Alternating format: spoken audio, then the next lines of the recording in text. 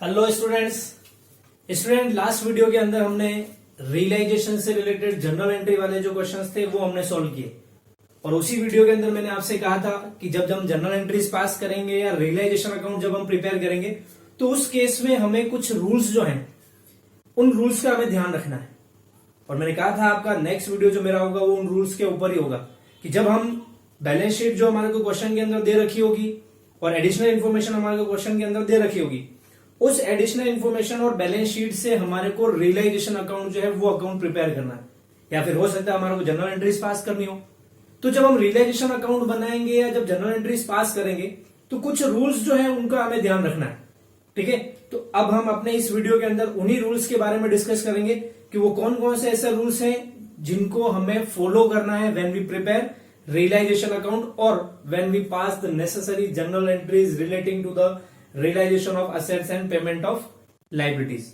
Clear student, ध्यान से समझिएगा इस वीडियो को। सबसे इंपॉर्टेंट वीडियो अगर मेरा कहूं इस चैप्टर से रिलेटेड वो तो यही होगा, क्योंकि इस वीडियो में अपन वो सारे रूल्स एंड रेगुलेशन देखेंगे जब हम रियलाइजेशन अकाउंट बनाएंगे। तो अगर आपको ये सारे रूल्स अगर समझ में आ गए तो रियलाइजेशन अकाउंट क्यों चुटकियों में बन जाएगा, या फिर आपको जो जनरल एंट्रीज पास करनी है उन जनरल एंट्रीज को पास करने में कोई प्रॉब्लम नहीं आएगी। क्लियर स्टूडेंट, तो चलिए टॉपिक डिस्कस करें। उससे पहले मैंने एक बैलेंस शीट का छोटा सा फॉर्मेट बनाया है।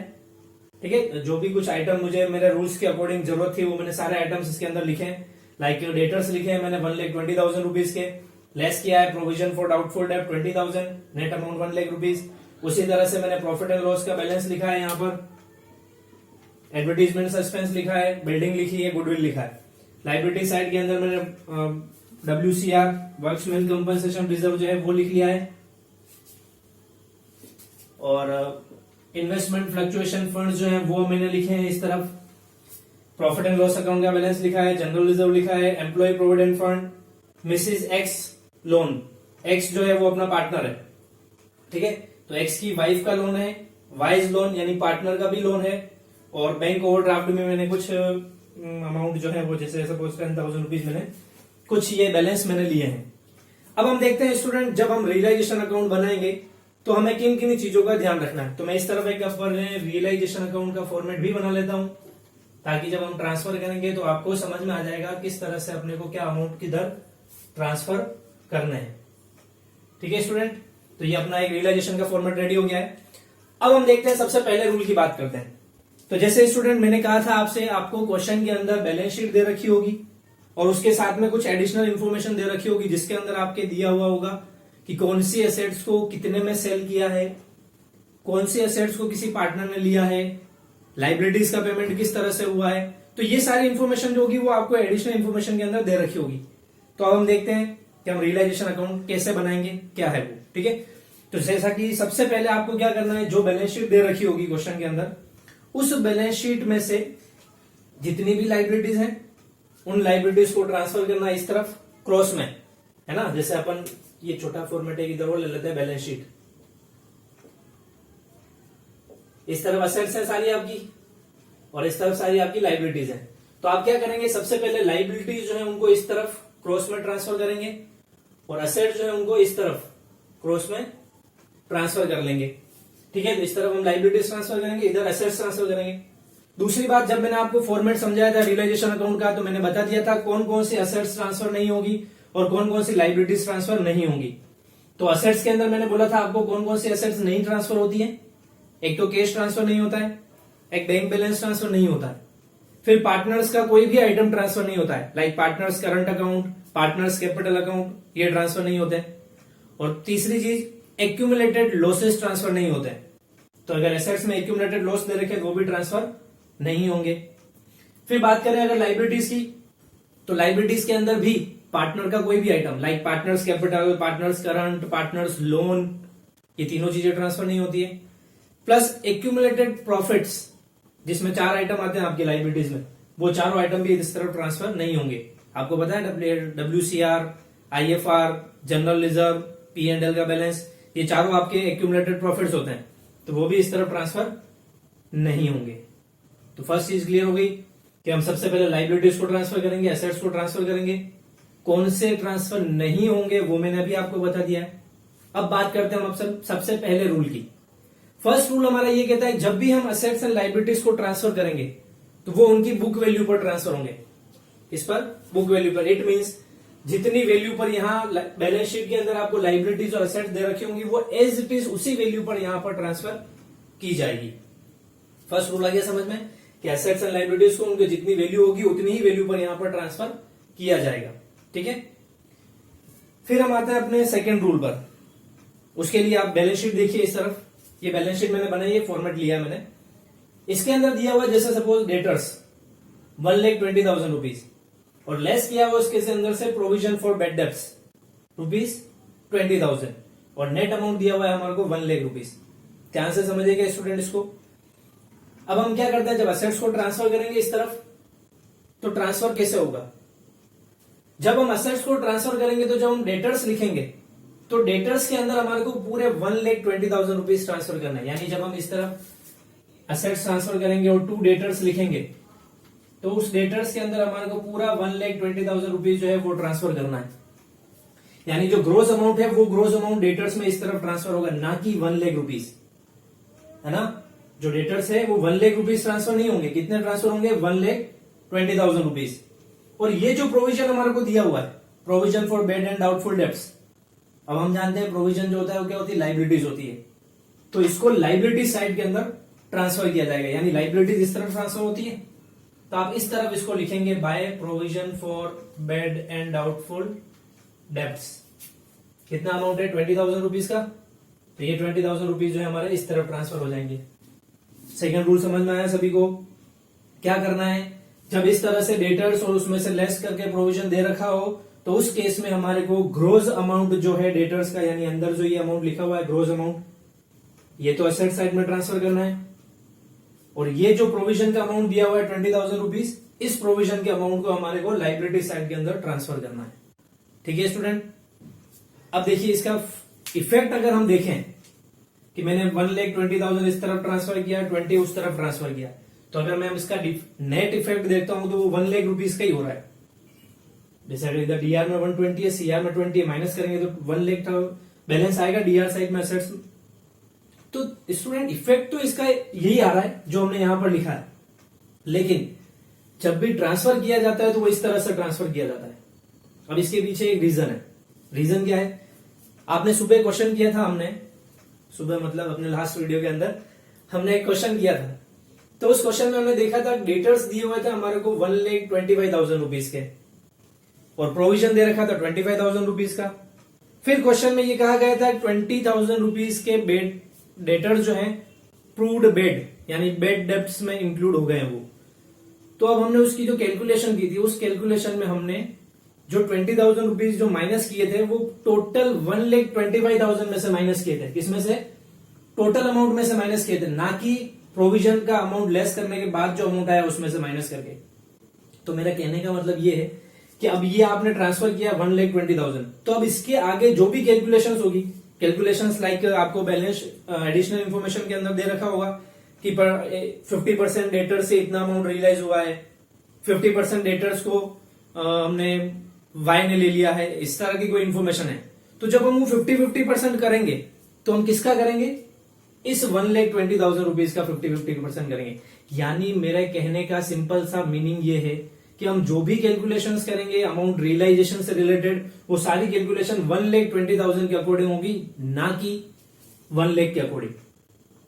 ठीक है। अगर मैं गलती कर देता, मैं 1 लाख रुपीज यहां ट्रांसफर कर देता तो मेरा आंसर पर तो कोई फर्क नहीं पड़ता, आंसर पर तो मेरा इफेक्ट वही होता है क्योंकि इसका इफेक्ट भी 1 लाख रुपीज का ही हो रहा है। लेकिन जब मैं इसकी कैलकुलेशन करता, जब डेटर से अमाउंट रियलाइज होता मेरा, तो उस केस में गड़बड़ होने के चांसेस बढ़ जाते थे। इसलिए आपको ध्यान रखना है कि जब भी इस तरह की पोजीशन हो तो ग्रोस अमाउंट असेट साइड में ट्रांसफर करेंगे और प्रोविजन का अमाउंट जो होगा वो लाइबिलिटी साइड के अंदर ट्रांसफर करेंगे। क्लियर सभी को, समझ में आ गया ना। चलिए 2 रूल हो गए हमारे। थर्ड रूल पर हम आते हैं। थर्ड रूल रिलेटेड देखिए, आपने इस तरफ मैंने लिखे हैं P&L, एडवर्टीजमेंट, सस्पेंस, जो कि है एक्यूमुलेटेड लॉसेस। इस तरफ लिखे मैंने WCR, IFR, profit and loss, general reserve, ये चारों है मेरे एक्यूमुलेटेड प्रॉफिट। ठीक है, ये तो है एक्यूमुलेटेड प्रॉफिट और ये दोनों आइटम जो है वो है अपने एक्यूमुलेटेड लॉसेस। तो स्टूडेंट जैसा कि मैंने रियलाइजेशन अकाउंट बनाते वक्त बताया कि जब हम असेट्स और लाइबिलिटीज को ट्रांसफर करते हैं तो उस समय एक्यूमुलेटेड प्रॉफिट्स और एक्यूमुलेटेड लॉसेस को ट्रांसफर नहीं करते हैं। क्या करते हैं? एक्यूमुलेटेड प्रॉफिट्स यानी ये चारों आइटम और एक्यूमुलेटेड लॉसेस ये दोनों आइटम, इन दोनों और चारों आइटम को हम इस तरफ ट्रांसफर नहीं करते हैं। लेकिन ये दो आइटम ऐसे आइटम है WCR और IFR। कौन कौन से? वर्क्समैन कंपनसेशन रिजर्व और इन्वेस्टमेंट फ्लक्चुएशन रिजर्व या इन्वेस्टमेंट फ्लक्चुएशन फंड। ये दोनों आइटम ऐसे हैं जो कभी ट्रांसफर होते हैं, कभी ट्रांसफर नहीं होते हैं। बाकी बचे आइटम लाइक P&L का बैलेंस और जर्नल रिजर्व, और इस तरफ से आपके P&L का डेबिट बैलेंस और एडवर्टीजमेंट सस्पेंस, ये चारों आइटम कभी भी रियलाइजेशन अकाउंट के अंदर ट्रांसफर नहीं होते हैं। क्या? चारों आइटम कभी भी रियलाइजेशन में ट्रांसफर नहीं होते हैं। लेकिन ये दो आइटम ऐसे हैं जो थोड़ा कंफ्यूजन क्रिएट करते हैं। ये कभी तो इसमें ट्रांसफर हो जाते हैं रियलाइजेशन में और कभी ट्रांसफर नहीं होते हैं। तो अब अपने को समझना है किसको है? केवल इन दोनों को, कि ये कब ट्रांसफर होते हैं और कब ट्रांसफर नहीं होते हैं। जनरली तो ये भी ट्रांसफर नहीं होते हैं, जैसा कि मैंने बोला कि एक्यूमुलेटेड प्रॉफिट लॉस ट्रांसफर नहीं होते हैं। तो जनरली तो ये भी ट्रांसफर नहीं होते हैं, लेकिन वो कौन सी सिचुएशन है जिसमें ये ट्रांसफर होंगे? ठीक है, तो अब हम बात करते हैं उन सिचुएशन की जब WCR और IFR रियलाइजेशन के अकाउंट के अंदर ट्रांसफर होंगे। तो स्टूडेंट, अगर बैलेंस शीट के नीचे जो आपको एडिशनल इंफॉर्मेशन दी होगी क्वेश्चन के अंदर, उसमें या तो वर्क्समैन कंपनसेशन से रिलेटेड या फिर इन्वेस्टमेंट से रिलेटेड कोई भी इंफॉर्मेशन दे रखी हो, किससे रिलेटेड? वर्क्समैन कंपनसेशन से रिलेटेड या फिर इन्वेस्टमेंट से रिलेटेड अगर कोई भी इंफॉर्मेशन आपको एडिशनल इंफॉर्मेशन के अंदर दे रखी है, तो आपको WCR और इन्वेस्टमेंट फ्लक्चुएशन रिजर्व को यहां ट्रांसफर करना है। समझ में आया? वापस रिपीट कर देता हूं।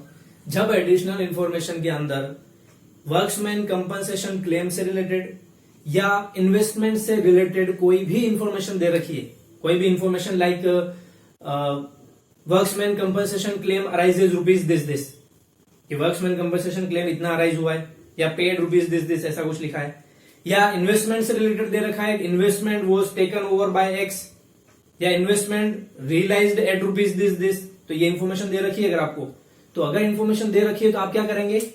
WCR और IFR दोनों इस तरफ ट्रांसफर करेंगे जब जिसके बारे में इंफॉर्मेशन दी हुई है। यानी अगर WCR के लिए दी हुई है तो आप WCR को ट्रांसफर करेंगे, और अगर IFR के लिए दे रखे तो IFR को करेंगे। यानी जिसके लिए इंफॉर्मेशन है उसको यहां ट्रांसफर कर देंगे। ठीक है, जैसे ही ये दोनों आइटम यहां ट्रांसफर हुए, ये दोनों खत्म हो जाएंगे।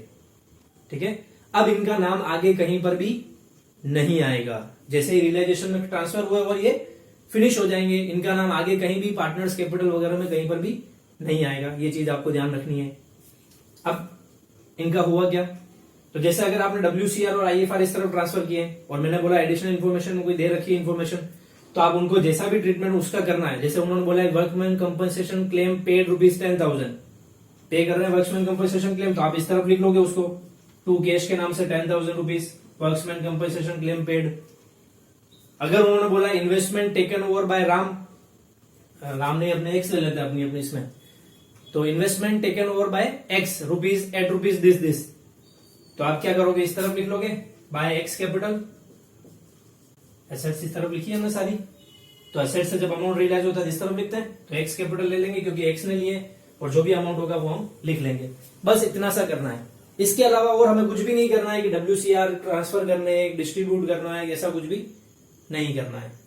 Clear student? सबसे इंपॉर्टेंट एडजस्टमेंट ये था, क्योंकि इसमें बहुत कंफ्यूजन होता है स्टूडेंट्स को कि कब हम WCR को ट्रांसफर करें, कब IFR को ट्रांसफर करें। कुछ क्वेश्चंस में तो ट्रांसफर हो रहा है, कुछ में ट्रांसफर नहीं हो रहा है। तो ये मैंने आपका कंफ्यूजन क्लियर कर दिया कि कब ट्रांसफर होगा और कब ट्रांसफर नहीं होगा। क्लियर? ये हमारा 4th रूल हो गया। तो चलिए, ये भी हो गया हमारा, ये भी हो गया।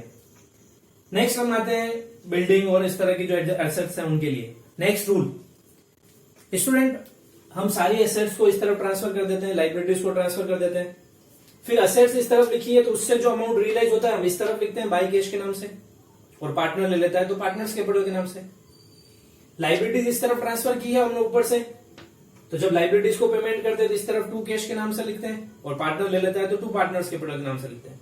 अब मेन चीज आते हैं रूल पर। स्टूडेंट, आपको जो एडिशनल इंफॉर्मेशन दे रखी होगी उस इंफॉर्मेशन के अंदर अगर आउटसाइडर्स लाइबिलिटीज के पेमेंट के लिए, किसके, आउटसाइडर्स लाइबिलिटीज के पेमेंट के लिए अगर कोई इंफॉर्मेशन नहीं दी हुई है, सपोज कीजिए जैसे अपना आउटसाइडर्स लाइबिलिटीज है ये Mrs X loan, outsiders liabilities है, तो ये ट्रांसफर तो होगी यहां पर लाइबिलिटी साइड में, लेकिन इसके पेमेंट के लिए कुछ बोला नहीं है कि मिसेज एक्स का लोन का पेमेंट कितना किया है या कौन करेगा, इस तरह की कोई इंफॉर्मेशन नहीं दे रखी है। तो उस केस में आपको क्या करना है कि इसका पूरा पेमेंट करना है। जैसे मिसेज एक्स लोन इस तरह ट्रांसफर हुआ होगा लाइबिलिटीज में, तो आप इसका पूरा पेमेंट करोगे, तो टू कैश या बैंक के नाम से टोटल अमाउंट जितना भी होगा, जैसे 50,000 रुपीज है, तो आप 50,000 रुपीज का पूरा पेमेंट करेंगे। कब करेंगे?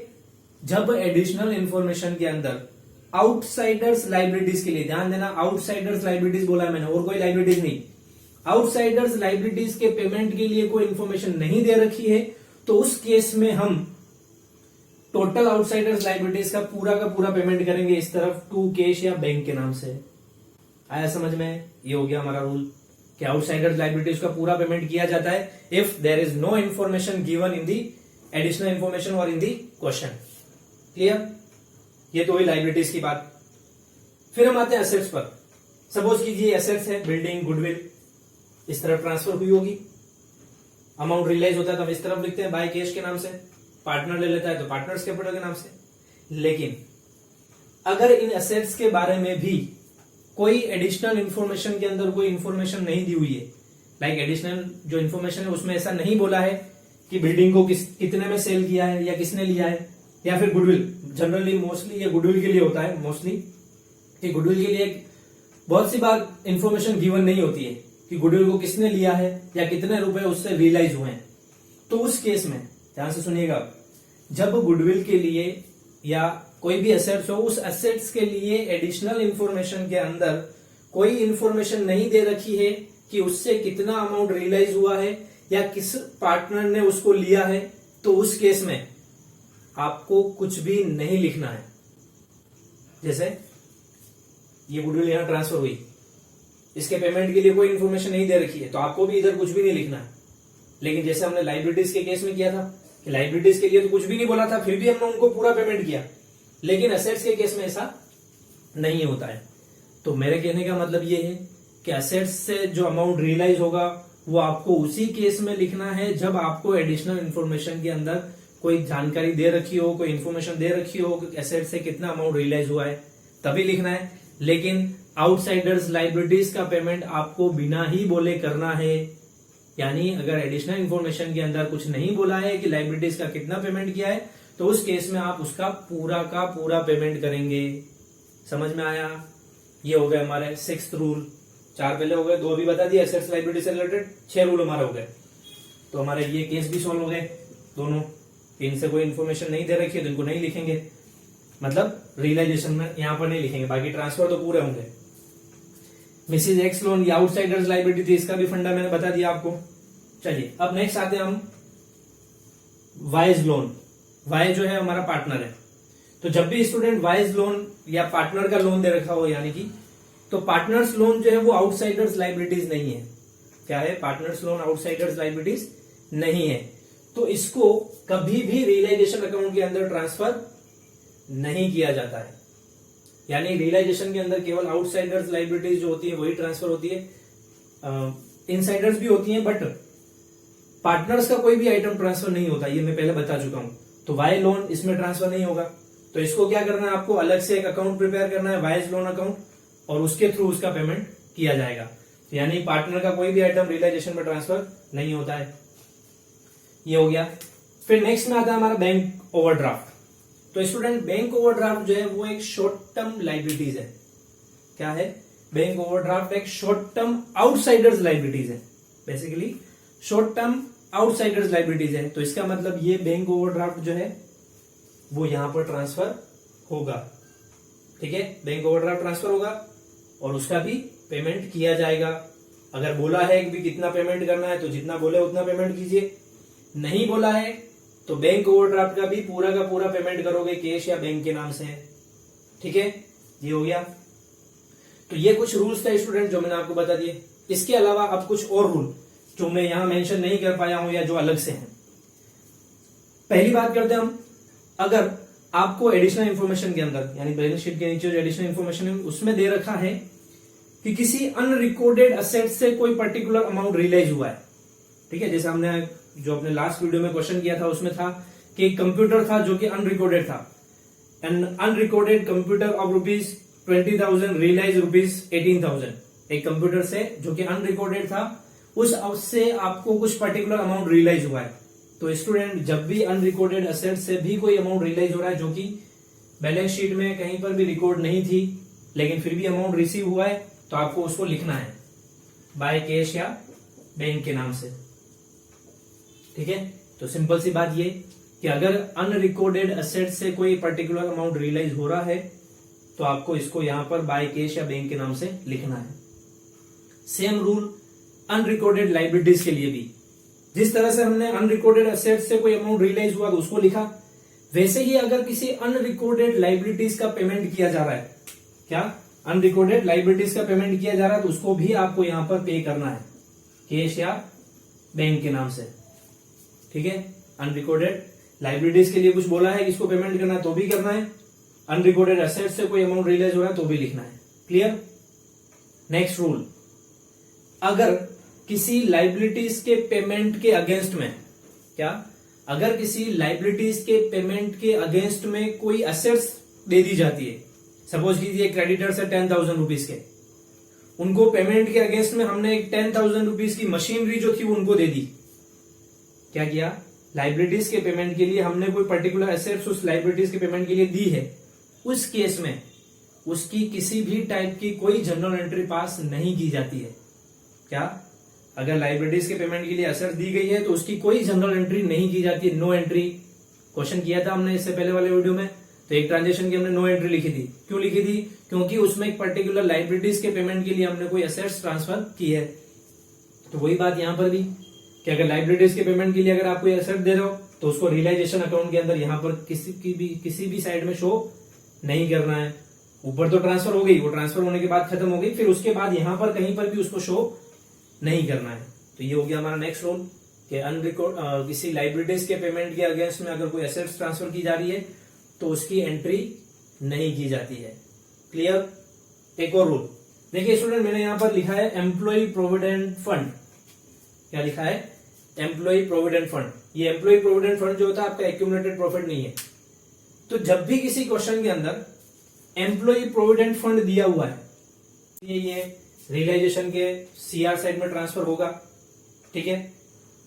दूसरा, अगर एडिशनल इंफॉर्मेशन में इसके बारे में बोला है कि भाई एम्प्लॉय प्रोविडेंट फंड का इतना पेमेंट हमने किया, तो आपको जितना पेमेंट करने के लिए बोला उतना पेमेंट आप इस तरफ लिख देंगे, यहां से इधर क्रॉस में 2 कैश के नाम से। लेकिन स्टूडेंट अगर एम्प्लॉय प्रोविडेंट फंड के बारे में भी कोई इंफॉर्मेशन नहीं दे रखी है कि इस एम्प्लॉय प्रोविडेंट फंड का पेमेंट किया है, नहीं किया है, कितना किया है, इस तरह की कोई इंफॉर्मेशन नहीं दे रखी है, तो उस केस में एम्प्लॉय प्रोविडेंट फंड का पूरा पेमेंट आपको करना है। क्या ध्यान रखना है, अगर employee provident fund EPF balance sheet में दे रखा है और उसके पेमेंट से रिलेटेड कोई इंफॉर्मेशन नहीं दे रखी है तो आपको 2 कैश या बैंक इस नाम से ईपीएफ का भी पूरा पेमेंट करना है। क्योंकि स्टूडेंट एम्प्लॉय प्रोविडेंट फंड जो है वो होती है स्टेटरी लाइबिलिटीज।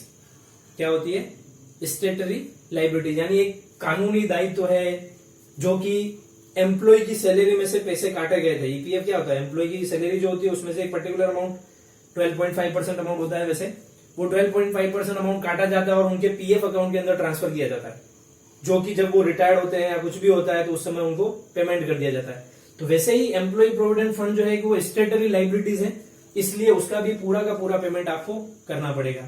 तो ये हो गया हमारा नेक्स्ट रूल कि एम्प्लॉय प्रोविडेंट फंड का हमें पूरा पेमेंट करना है। ठीक है स्टूडेंट, तो ये जो सारे रूल्स थे हमारे बैलेंस शीट से जब हम रियलाइजेशन अकाउंट बनाएंगे तो जिनका हमें ध्यान रखना है। मैंने जो आपको नोट्स शेयर किए हैं, उन नोट्स के अंदर सबसे नीचे मैंने इंपॉर्टेंट नोट्स के अंदर ये सारी चीजें मेंशन की हुई है। करीब 10-11 रूल्स जो है मैंने उसके अंदर बताए हैं। वो सारे रूल्स मैंने आपको इस तरह से एग्जांपल के थ्रू मैंने आपको क्लियर कर दिए कि किन किन रूल्स का आपको ध्यान रखना है, चाहे आप रियलाइजेशन अकाउंट बनाए या चाहे जब जनरल एंट्रीज पास करें तब। तो स्टूडेंट ध्यान से इस वीडियो को देख लेना, एक बार नहीं 2 बार देख लेना, क्योंकि अगर आपका ये वीडियो आपके समझ में आ गया, ये रूल्स आपके समझ में आ गए, तो आई एम श्योर लिख के देता हूं कि रियलाइजेशन अकाउंट बनाने में या फिर रियलाइजेशन से रिलेटेड जनरल एंट्रीज पास करने में आपको कहीं पर भी किसी भी टाइप की कोई प्रॉब्लम नहीं आएगी। ठीक है, इंपॉर्टेंट टॉपिक है, ध्यान से समझिएगा इसको। बोर्ड एग्जाम के अंदर 6 मार्क्स का क्वेश्चन आता है, फिक्स है, चाहे या तो रियलाइजेशन अकाउंट बनाने के लिए बोले या फिर आपके रियलाइजेशन से रिलेटेड जनरल एंट्रीज पास करने के लिए बोले। ठीक है स्टूडेंट, तो आई थिंक समझ में आ गया होगा, नहीं तो एक बार वापस रिवाइंड करके देख लेना, नोट कर लीजिए इसको।